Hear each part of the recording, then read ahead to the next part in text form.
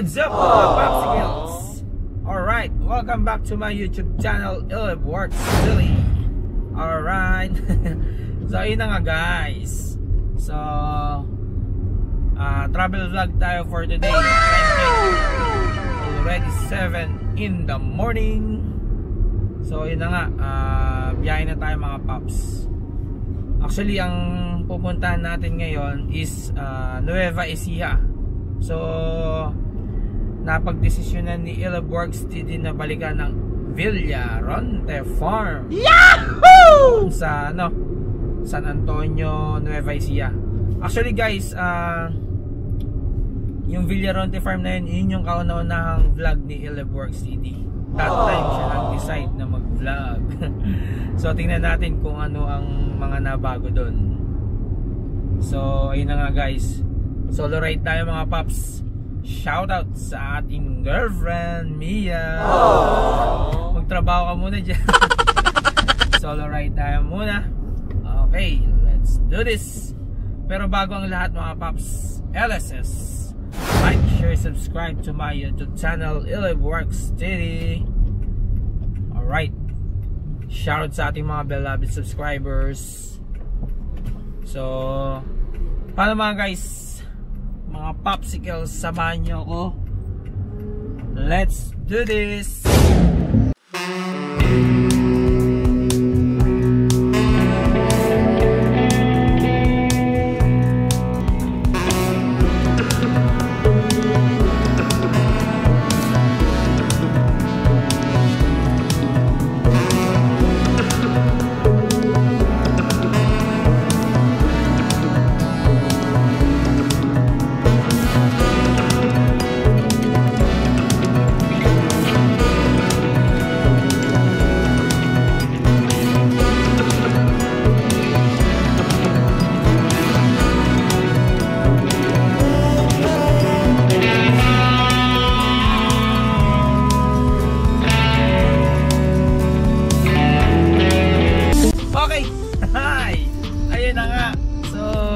Stop muna tayo mga Popsicles.